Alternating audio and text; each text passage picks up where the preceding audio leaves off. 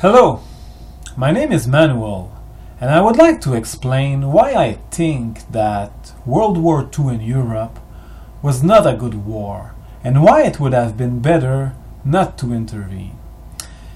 Because the idea, not to say the myth, that this war was a good and noble cause is very strong. And I would like to bring a new perspective about it. Most people know about the evils of Nazism. So I would like to show you the evils of the Allies and the many lesser known facts about the context of this war. Because propaganda is often based on a chosen conclusion that usually suits those in power. It's then presented with a mix of truths and falsehood, where the facts are picked very selectively. The facts that support the conclusion are highlighted, and those who contradict it are ignored. I think for a better world, most people must know the reality, because the legacy of this war is still used today to obscure many other evils, and also to sell more wars based on lies. Maybe you heard the quote that the truth is the first casualty of war. It makes sense. I will also show you that there could have been a better outcome for what Europe looked like in 1945, and that many problems we face today are the direct result of this event. So my agenda is only peace and freedom. First, I would like to do a little disclaimer. I'm not an admirer of Hitler or Nazism, but I disagree with the idea that everything was Germany's fault. Also, I'm not a denier of the Holocaust, but I think that those who believe this should be free to express themselves without being jailed. And I would say, even if they were right, I would still find the Nazi regime to be evil. I'm a libertarian. I think it's important to mention it because usually World War II revisionism is associated with people who are quite favorable to Nazism, which is not my case. Obviously, most historians have political opinions, so I think it's important you know mine. But even among libertarians or those who are anti-war, few people have questioned the legitimacy of World War II, and many still believe it was exceptionally a good and necessary war. So I would really invite you to listen to this, because once World War II is demystified, your view of the world and politics will probably change. And I understand that it may be difficult to accept.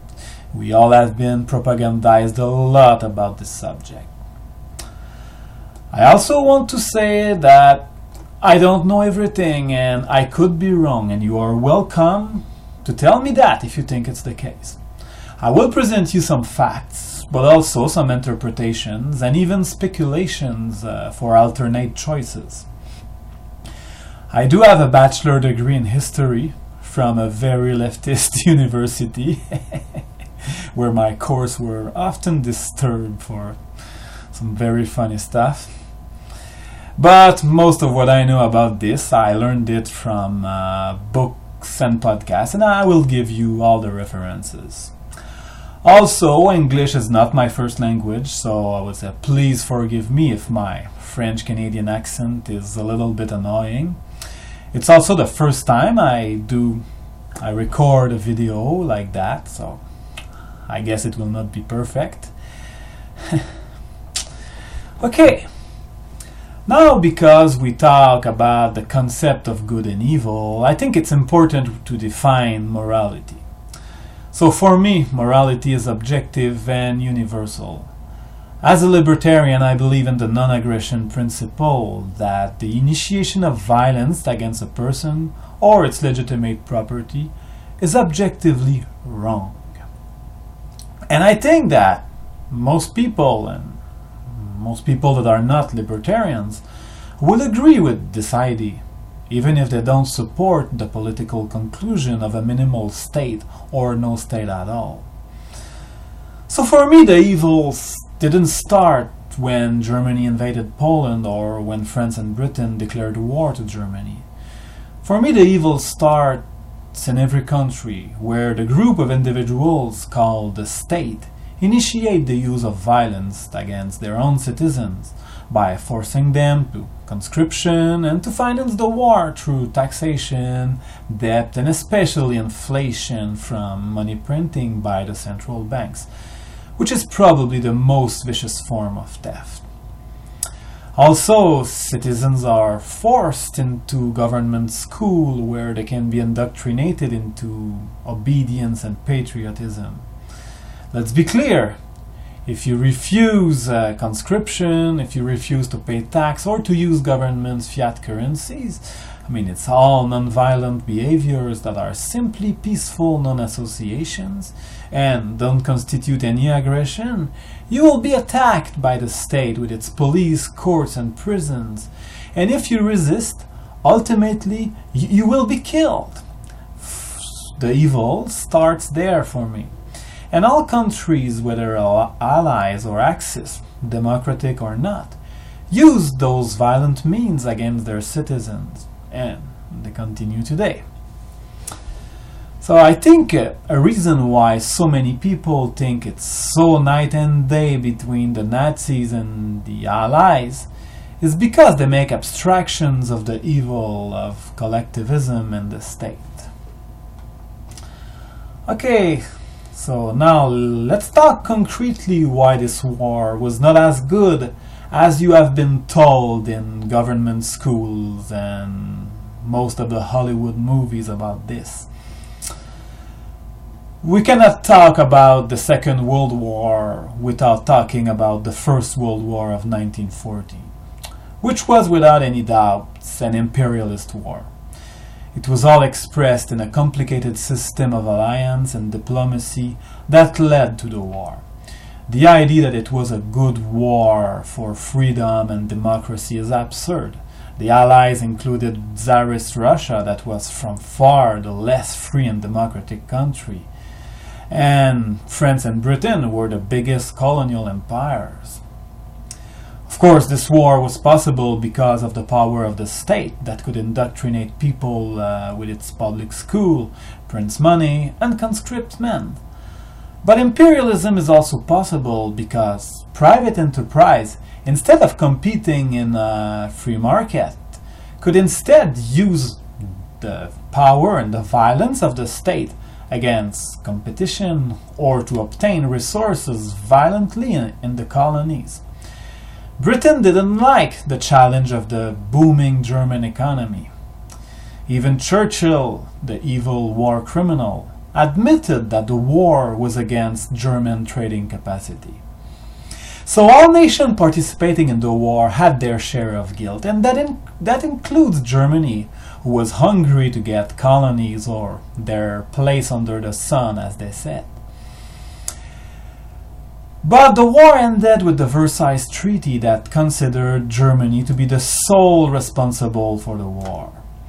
Germany was forced to pay huge reparations, and some of its territories with millions of Germans were given to the newly created states of Poland and Czechoslovakia. This was a nonsense, because France, Britain, and Russia were all quite guilty. And they made an alliance that if one of them was to go to war with Germany, the two others would follow. And they were kind of encircling Germany. They pretended that Germany had been the only one to prepare for such war, but it was not true. They all did prepare. In fact, the Allies had even spent more money on their armies than the Central Power. There were some secret treaties, unknown to most people, that were revealed by the Soviet government, who contradict the myth that only Germany prepared for war. Also, it must be said that Germany did not lose the First World War by being destroyed and occupied like in 1945. Germany asked for an armistice when it realized it could no longer win. especially with the United States on the side of the Allies. Germany accepted the armistice on the promises that the peace would be made without vengeance, as Wilson's 14 points implied. But it was not what happened. During the war, Britain had imposed an illegal naval blockade on Germany, which incited Germany to reply with submarine warfare. This hunger blockade led to the death of more than 700,000 German civilians, and it continued to be imposed many months after the end of the war in November 1918, in order to force Germany to sign the Versailles Treaty in June 1919. The German delegation was not even allowed to the negotiation. So it was not surprising that the Germans were angry against the Versailles Treaty and that Hitler could exploit it and speak of betrayal. In fact, it was nothing less than imperialism against Germany, the same way the Ottoman Empire was dismembered by Britain and France, who added more colonies to their empires, by often tracing the frontiers according to their interest instead of the ethnicities living there. And of course, the right of self-determination, embodied in Wilson's 14th point, was not for all those people, which would anger a lot of those people. This very bad ending of the war for Germany was possible, especially because the United States intervened.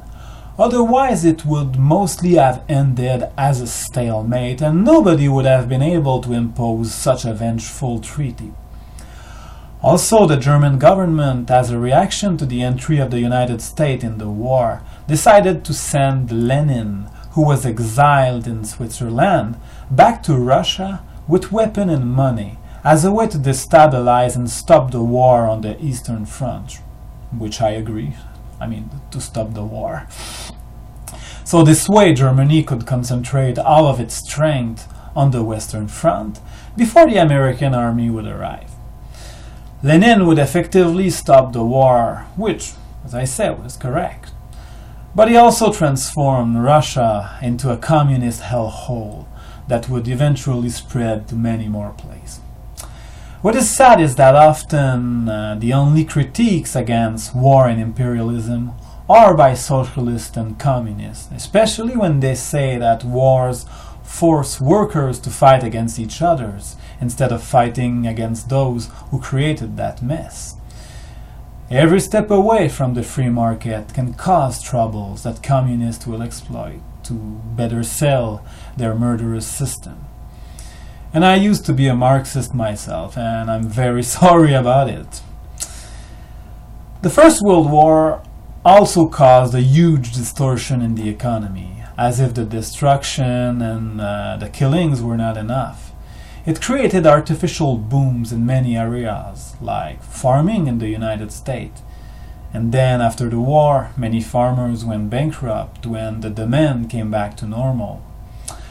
The central bank's controls of the money supply and the fixing of the interest rates, often too low, continued after the war, and it created a bubble which is responsible for the 1929 crash.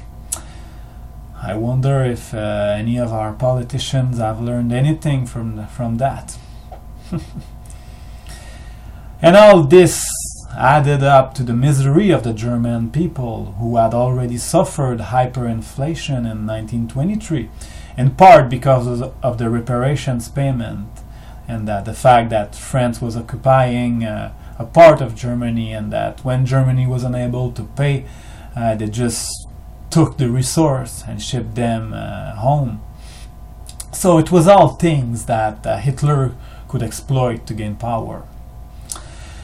So I think you can see that the Allies have a great part of responsibility in the rising of Hitler, and also that the intervention of the United States made the things a lot worse. Now I would like to talk a little bit about the help that Nazi Germany received, because just contributing to cause the rise of Hitler was not enough. The Allies also had to help the Nazi regime with money and technology. I will not go into details. There are good books specialized on the issue, like Wall Street and the Rise of Hitler or Big Business with Hitler. But I want to mention it. As I say, Nazi Germany received some help from many US corporations like General Electric, Ford, GM, IBM, but also and especially from the US government itself. Things like the Young and Dawes plans, who were made to restructure the German reparation system, helped the German armament industry. Because you have to understand that Wall Street had lent money to the Allies during the First World War, so they wanted their money back and they didn't really care about the means or the consequences. Could you imagine hiring a security firm or a bodyguard to protect you or your property, and find out that instead they would send thieves stealing and beating you? Our governments don't really protect us. On the contrary, they are often our biggest threat. They even help to create external threats like Nazism, communism, or terrorism today. Did you know that governments in the 20th century alone murdered almost 300 million people? And they continue today. We call that democide. Libertarians recognize the dangers of power that corrupts and attracts the worst people. That's why we are against the state and want to decentralize the power. Okay, now I would like to talk about the good allies, because apparently this war was between the good allies and the evil Germans. Let's see how good the allies were. As I said, morality is universal, so if it's bad for Hitler to kill people, invade and occupy countries and blah blah blah blah, I guess it's bad for everyone, right? Okay, at that time, many of the European countries, and especially France and Great Britain, but also Belgium and Holland on a lesser scale, were colonial power. Colonialism was not always the most gentle thing.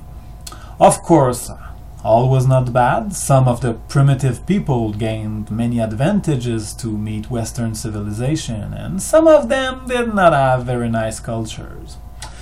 But that does not justify the violence done by the Western power.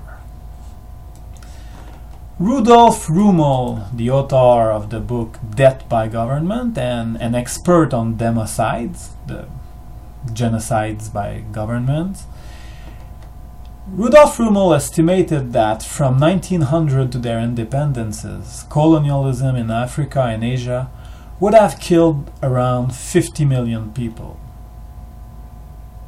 That's a lot. And there are so many examples of the way people were getting killed. Sometimes it was, simple massacre, starvation, manipulation of the economy, draining the resource. So, okay, and also, yes, when we talk about the Allies, we talk about the Soviet Union under Joseph Stalin, one of the most brutal regimes that probably ever existed. Again, Professor Rummel estimated the death toll of the democide in the Soviet Union to 60 million, and that includes the war debt. Most of it was done under Stalin. You could still own property in Nazi Germany, even if it was not perfect. And it's private property is very important for life itself, for prosperity. Under communism, you cannot own private property. That's why it always led to starvation, and it's a very, very violent system. At that time, the United States were probably one of the freest country, but they still had intervened with violence in the Philippines and Central America. Yeah, they were less imperialistic, but they were on the good path to become a lot more murderous and a lot less free. So these are the good allies. Some imperialists, some colonialists, and a communist power. And I did not mention yet all the crimes they have done during World War II itself. Okay, now let's look at what really happened in 1939, where again Nazi Germany is usually portrayed as the sole aggressor. So, September 1st, Germany invaded Poland. Then, on September 3rd, France and Britain declared war on Germany. I repeat, France and Britain declared war on Germany. It's not Germany who declared war on them. The reason they declared war on Germany was that they accused Germany of violating Poland's sovereignty. Just to have a picture, France and Britain were the two biggest colonial power who kind of violated the sovereignty of a lot of people in the world. It's kind of hypocrite, isn't it? But that's not all. On September 17th, the Soviet Union also invaded Poland, and a few weeks later, Poland was occupied almost equally by both Germany and the Soviet Union. Tell me, did Stalin receive the war declaration for doing the same thing as Hitler? No. No, instead he will receive an alliance, some help, and finally a big reward called Eastern Europe. Because you know, government solution works so well. Now, why did Germany invade Poland? Yeah. Because it was a murderous imperialist power who wanted to have an empire? Yes, sure, like France and Britain were, at some different degrees. But there were other reasons. Remember, after the Versailles Treaty, some Germans who had been living on German lands for centuries were forced into the new states of Poland and Czechoslovakia. Those Germans wanted to be reunited with Germany. The victors of the First World War, and especially Woodrow, the warmonger Wilson, who of course received a Nobel Peace Prize for the mess he created. So it was not Obama who was the first to receive a Nobel Peace Prize for doing war. No, it was Wilson. So Wilson's and the Allies had proclaimed the right of the people to self-determination. As a libertarian, I prefer the right of the individual to self-determination, but in the statist paradigm, I think it makes sense. But this principle was not for everyone. It was not for the millions of people living under colonialism, and not for the German people. And I don't want to praise Hitler, I just want to put those facts into their context and confront them to a universal standard. Yes, the word universal is very important. The idea of justice and truth must be universal. We cannot say, oh, it's bad for Hitler to invade Poland, but for Stalin it's different, and ignore the colonial empire of the Allies. Self-determination must be for everyone, not just those on one side of an imperialist alliance. And why should Germany be limited by the Versailles Treaty to have only 100,000 soldiers and no navy, while the other powers that encircled Germany could have a lot more? I think the Allies created a threatening and unfair situation for Germany, which made possible the rise of Hitler. In fact, Churchill admitted that if this kind of things had happened to Britain, he wished they would have got their own Hitler to help them. Hitler also made some peace offers to France and Britain, which were always refused, especially by Churchill. So from that moment, the Allies have a great deal of responsibilities for what will follow, because they unchained the dogs of war with a nation that did not want war with them. France was defeated and occupied, and to do so, Germany invaded Belgium and Holland to avoid the Maginot Line, which is evil, no doubt. But all that could probably have been avoided by simply not continuing the war with Germany. Germany also invaded and occupied Denmark and Norway. After some German spies heard that Churchill wanted to invade Norway, probably to cut the iron supply from Sweden to Germany. So Hitler decided to do it first. There's a name for that. We call that unintended consequences.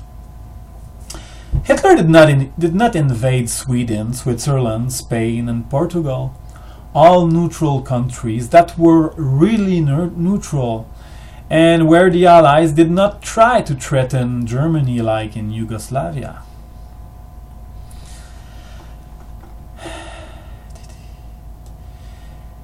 It is often said that Hitler had to be stopped because he was going to conquer the world.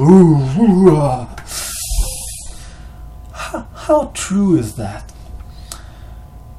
From the mouths of power-hungry and lying politicians, I think that being suspicious when they ask for more power is the good thing to do. I will admit here that these are some speculation I'm doing, and many historians about it. But I will always prefer to support non-intervention on the base of speculations rather than supporting the most dangerous kind of intervention, that is war, and especially preemptive wars, on the same base of speculations. Hitler's ambition were to get rid of the unfair Versailles Treaty, which I agree, and also to reunite the Germans from Austria, Czechoslovakia and Poland, which was in accordance with the right of the people to self-determination. In 1919, the new Austrian government voted at 99% in favor to reunite with Germany, but it was forbidden by the Allies. Hitler also wanted to create an autarchic and racist empire by conquering parts of Eastern Europe and expose the Jews, which was of course very evil.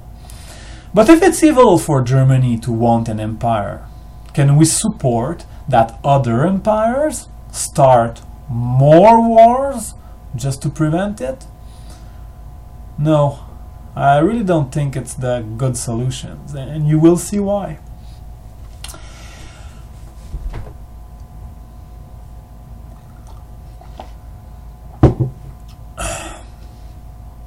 Okay, let's look at more facts, which are not speculations.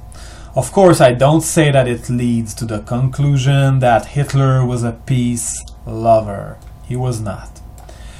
I just say that these facts support solidly enough the idea that Hitler did not want war with the West, which I strongly believe.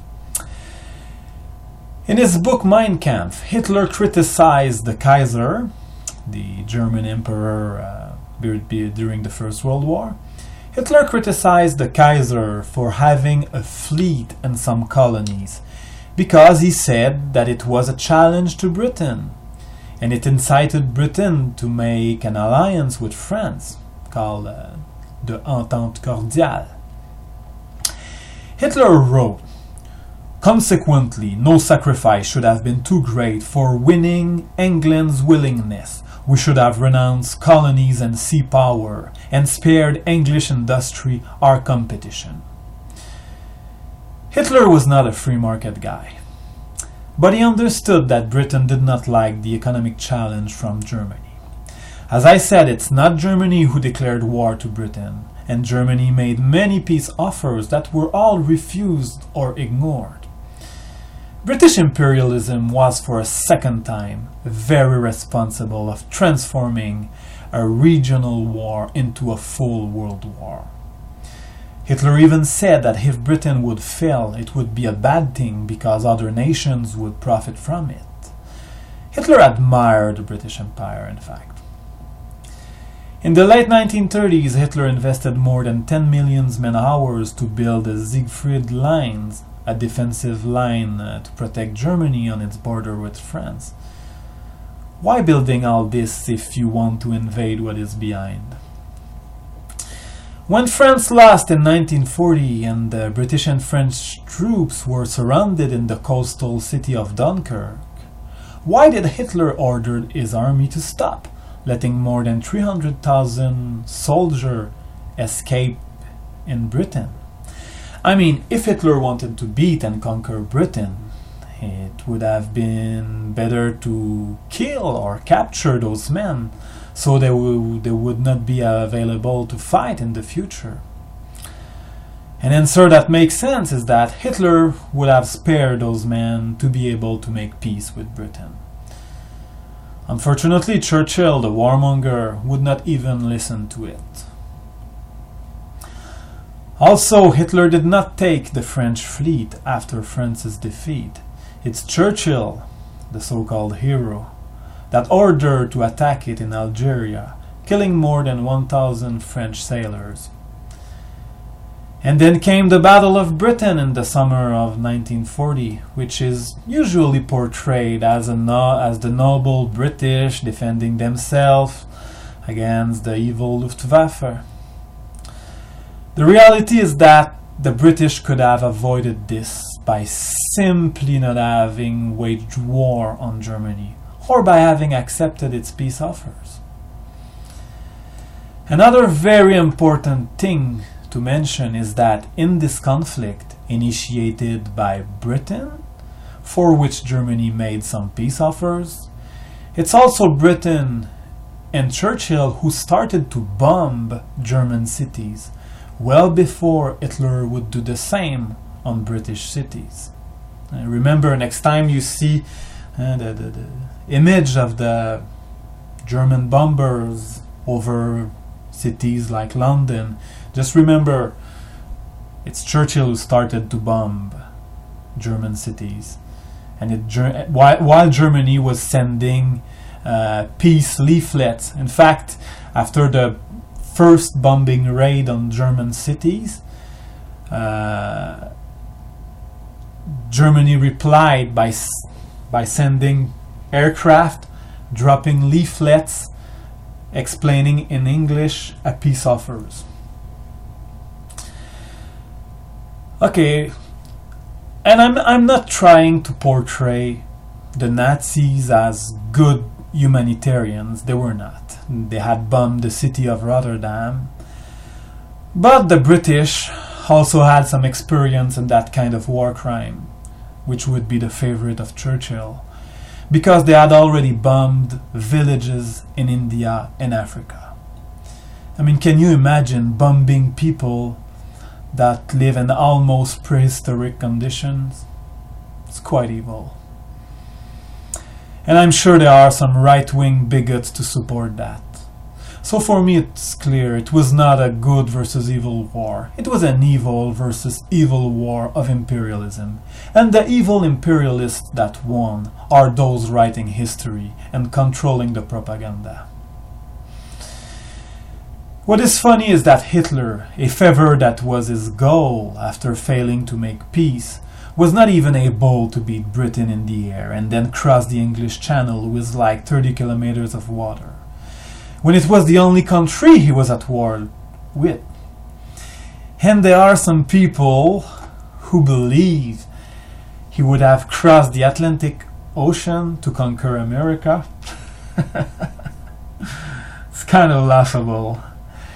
I mean, maybe you saw the propaganda films from the US government showing Germany and Japan wanting to conquer the world. I think it was called Why We Fight series. I mean, most people don't understand that socialist economies are kind of weak, and it was the case of Nazi Germany with inflation, central planning, and public works. Of course, it was better than communism, but still. And also, occupying large territories is very costly. I really think it would have been impossible. I mean, economically and logistically, to dominate the world. It's only way to scare. It's only propaganda from politicians to scare people. Also, the Nazi ideology is not very attractive to most of the world. Not like communism, who can be attractive to most of the poor people, especially those living under colonialism. Hitler made a non-aggression pact with Stalin in 1939, and he betrayed it in 1941. Why doing that, if his ambitions were against the East and not the West? Hitler needed peace with the West. He did not want a two-fronts war, like what happened in the First World War. So he made a temporary alliance with Stalin. Hitler said, and I quote, "Everything I undertake is directed against Russia. If the West is too stupid and too blind to understand this, then I will be forced to reach an understanding with the Russians, smash the West, and then turn all my concentrated strength against the Soviet Union. I need the Ukraine so that no one can starve us out again, as in the last war." Remember, Germany, a country not self-sufficient in food, surrounded by enemies, was blockaded by Britain during the First World War. Also, for the Soviets, it was a good thing that the so-called capitalist nations fight among themselves. This pact was also the result of the British giving a guarantee to protect Poland in case of war with Germany. And there's nothing wrong with the idea of having a real defensive alliance against a real evil threat. I mean, if Britain would have been a real free market country without imperialism and colonialism based on violence, letting Indians and Germans free to choose their destiny, saying they would have gone to war to help Poland could maybe have been justified, but it was far from that. Without the guarantee to Poland, there would have probably been no pact with Stalin, and a war between Germany and Russia only. Like Patrick Buchanan says, the war guarantee to Poland was like giving all the might of the British Empire to the Polish government to prevent a few 100,000 unhappy Germans to be reunited to Germany. Do you see the result of intervention in the form of imperialist diplomacy? Can you see all the consequence of that? It is true that Hitler declared war to the United States, but it was in the context where the United States were already quite provocative against Germany in the Atlantic. And we know that Roosevelt hoped that Hitler would take the bait to reply and use it as a pretext to enter the war. Roosevelt lied to the American people. He told Churchill he would wage the war without declaring it. Even his ambassador to Britain, I think it was the father of Joe Kennedy, in his memoir, he's very clear that Churchill wanted the United States to enter the war and was ready to many lies to do it. So the probable reason why Germany declared war to the United States was in the hope that Japan would declare war to the Soviet Union. I mean, Hitler had no mean to harm America. He was still at war with Britain, and 2 days before Pearl Harbor, the Soviets made their first counterattack, which meant that the Blitzkrieg was over, and that defeating the Soviet Union would be a lot more difficult.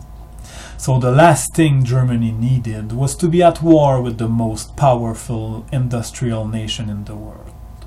So their declaration of war was just making the reality official, in the hope that Japan would force Stalin to move some troops to the Far East and make it easier. But that did not happen.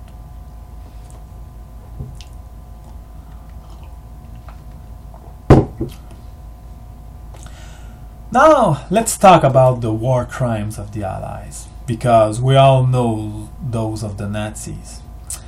As I have shown, the simple fact of transforming a regional war into a full-blown world war by intervening when they were not attacked is quite a crime in itself, because a war limited to Hitler and Stalin could have saved millions of lives and avoided many more problems. Contrary to the First World War, the Second World War killed a lot more civilians.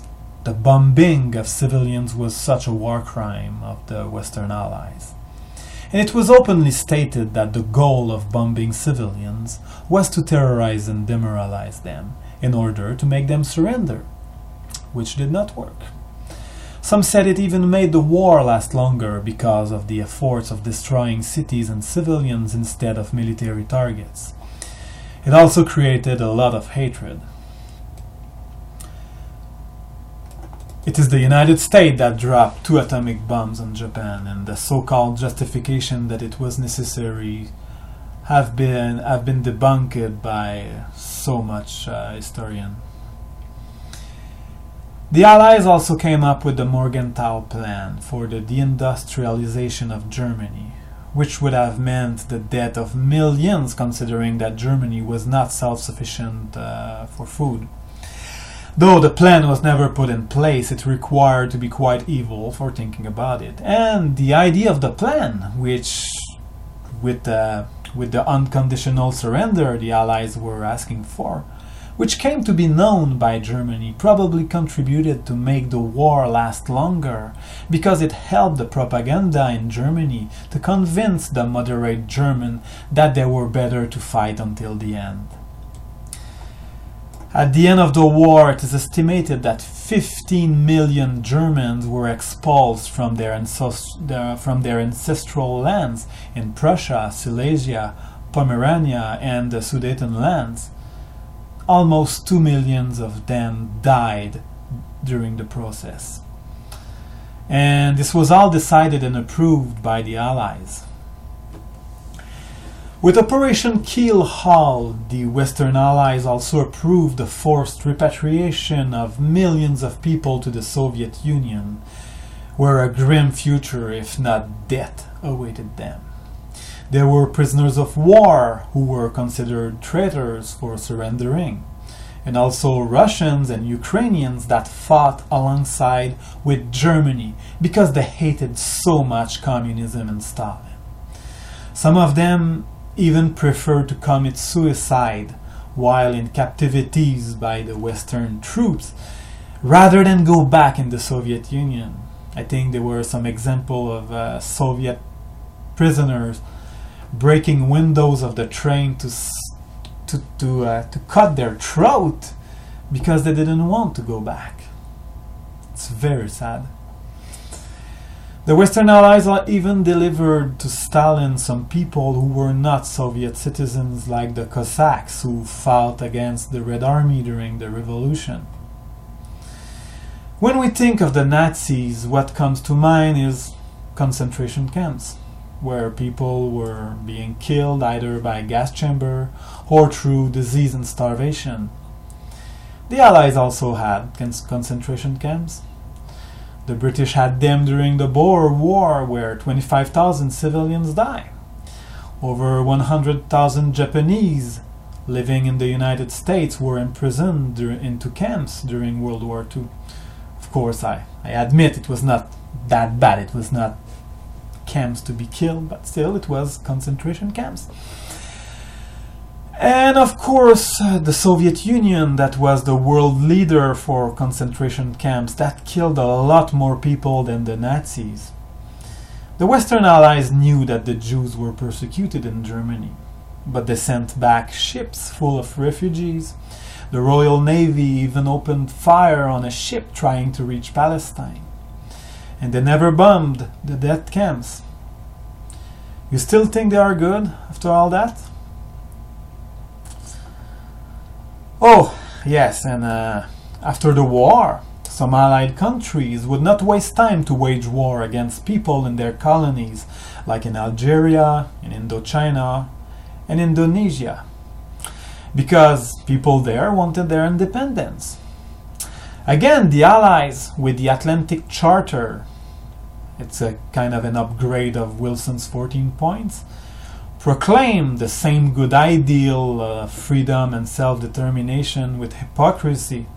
Because, can you imagine, you proclaim such a good, noble ideal, you've been occupied by the Nazis, and the first thing you do after that is to wage war against people who want their independence. It's really kind of a joke to consider the Allies as good people when you have those facts in your face. Now let's talk about the consequences of World War II. You remember why the so-called good Allies declared war on Germany in 1939? It was to protect Poland's freedom. Tell me, was Poland free after the war? If you look at a map of Eastern Europe after the Second World War, what do you see? It's kind of red, isn't it? No, Poland wasn't free. It was given away to communism under Stalin, with the approval of Roosevelt and Churchill. Same thing for Romania, Bulgaria, Hungary, Czechoslovakia, Yugoslavia, and Albania, who had all to endure the same inhuman system for the next 45 years. Tell me, how does government's intervention succeed to solve problems? Is the war on drugs working? You have billions of dollars spent, corruption, crimes, millions of innocents in jail, more drug addicts. How does the war on poverty with the welfare state succeeded? More poor, trillions of dollars in debt, and also unfunded liability, which is the worst part of it. Millions of people dependent of welfare, an entitlement culture, and a family breakups. What about the war on terrorism? More terrorism, less freedom, and a migrant crisis in Europe. What about the First World War? A war to end all war. How did the government's program called World War II that aimed to defend Poland worked? It did not work. World War II did not fight against totalitarianism.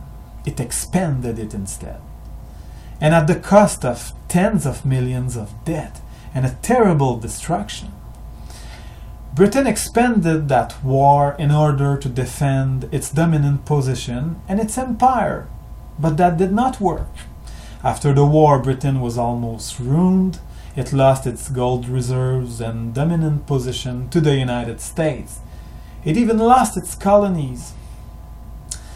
There was food rationing in Britain until 1954. 1954, 9 years after the end of the war, there was still food rationing in Britain.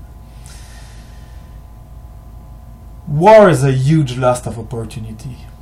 It's not good for the economy, even if a lot of people believe that Keynesian nonsense. The real winner of World War II is the state, which expanded its power very much. In the East, communism is obviously the great winner. It first expanded to Eastern Europe, but then, with some help, China was conquered by Mao. There are some estimations that communism in China would have killed almost 70 million people. Many countries that were occupied by Japan during the war and who were helped by the United States to fight against Japan also turned to communism, like Vietnam, Laos, Cambodia, and North Korea. Many countries in Africa would also turn to communism, making colonialism almost look good sometimes. Sometimes it was with the help of the Soviet Union that the West helped to survive in World War II. Because you have to understand, communism produced so few wealth that militarily it is not that threatening. And I'm not saying that Stalin or Mao with nuclear weapon is not scary. It is. But communism spread when it gets some help. And it only had success with people that suffers a lot and had nothing to lose. Those people were promised some utopia. And yes, wars and colonialism cause such suffering that make communism attractive. I mean, the best cure against communism is the free market that generates wealth and prosperity. It's not a right-wing dictatorship. In Western countries, we had the rise of the welfare state and Keynesianism. In Britain, it was Churchill who approved the plan for the welfare state and Keynesian management of the economy. So if you think that Churchill was a free market guy, no, he was not. He was not only a warmonger and a war criminal, he was also a socialist in his country and a guy that helped the spread of communism to his friend Joseph Stalin. It's not a wonder why this evil man is called a man of the state by the great libertarian historian Ralph Raico.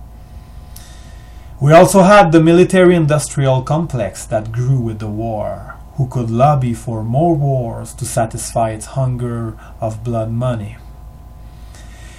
And then the Cold War, because the spread of communism, the military-industrial complex, and US imperialism all together could do no good. And communism mostly crumbled under its own contradictions, not because the West fought against it. In fact, the war against communism was just another government's program that did not work by itself, because the West just became more communist with all its interventions and proxy wars. And then many people believed it was the end of history with the end of the Soviet Union, but no. Now neocons and imperialism needed some new boogeymen like Saddam Hussein and company to continue their racket, and they just created more problems. You have to remember that during the war, the state controlled almost everything.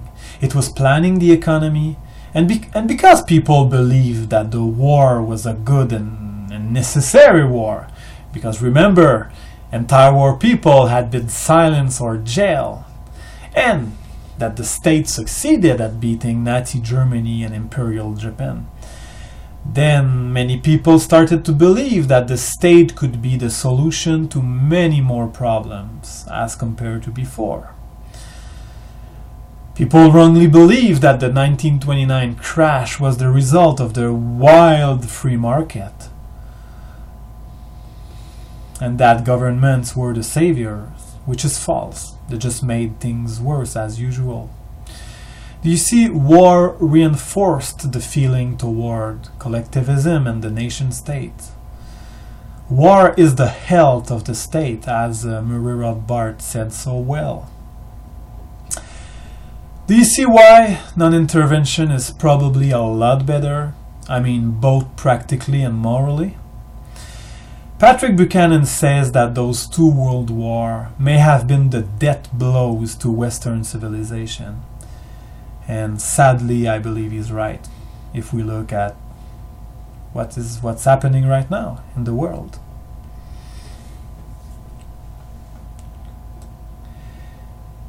Many people think that non-intervention means doing nothing and letting evil grow. No. Non-intervention means that the state only plays the role it should have, if ever it has one, which is to defend its citizens and their property against any form of aggression, not the contrary. That means no participation into imperialist wars or alliance, and no oppressions like what was done under colonialism, which have plenty of unintended consequences. So in 1914 or 1917, you don't participate in the First World War, which helped to cause both the rise of Nazism and communism. In 1919, no support for the Versailles Treaty, which was evil and unfair and could only create desire of revenge. In the 1920s, you don't fuel the stock market with a central bank, which is the major cause of the crash of 1929. It gave the last impulse for Hitler's rise to power, and it also helped the selling of communism and socialism elsewhere. In the 1930s, you don't blockade Jewish immigration escaping Germany. At that time, there was no welfare state, and the culture of German Jews was kind of compatible with Americans or Canadians. Just that could probably have avoided the Holocaust. Being a beacon of freedom can help oppressed people in the world, as the United States used to be, especially in the 19th century. And if it comes to the mess of 1939, we can still not intervening and letting Hitler and Stalin fight together until exhaustion, instead of destroying some of the remaining freedom in the West in order to strengthen the worst of those two evils. Also, not waging war against Germany at this moment could also have saved the Jews, because before starting to massively kill them, the Nazis had a plan to deport them, which was impossible to do while being at war with Britain. Also, when the war became global at the end of 1941, Hitler probably realized that he could no longer win. And then he decided that it was a Jewish conspiracy, that all the world was against him, and he decided to exterminate them instead. This horror may be another unintended consequence of intervening against Germany, who did not want war with the West. Again, my goal is not to absolve the crimes of the Nazis, but to show that intervention almost always makes things worse. Also, as I said, Nazi Germany economy, like most socialist economies, was not very efficient compared to the free market. The free market with no government intervention is the most efficient way to generate wealth, which can be used for defense or to prevent being bullied. Just look at the United States. One of the most free countries at the time was able to produce almost as much as the rest of the world when it was at the peak of its war production. Look at Switzerland, a small country stuck between France, Germany and Italy, with no empire, no imperialist entanglement, and no army. There's only citizens with firearms in Switzerland. They did not get invaded. Maybe you heard the quote of Admiral Yamamoto saying that invading the United States would be impossible because there would be someone with a gun behind every tree. Dictators are scared of citizens with guns. That's why they want gun control.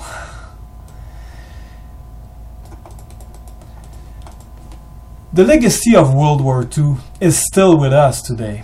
Our governments are huge. They are indebted at a point where it's impossible to pay back. The United States have a debt of 20 trillion, but some have estimated their unfunded liabilities to be over 100 trillion. Our economies have been weakened by a lot of intervention that prevent the creation of wealth. We are a lot less free today than in 1914. At the time there was no income tax, no central bank. We did not need passports to travel or move. We didn't require any permits to start a business or build a small wooden house for your dog on your land. Today the concept of preemptive wars to prevent a new Hitler is accepted by almost every politician. And again, it doesn't work. The intervention in Iraq, like many others, was sold to the public with the same rhetoric and lies used by Churchill, and by calling anti-war people appeasers or isolationists.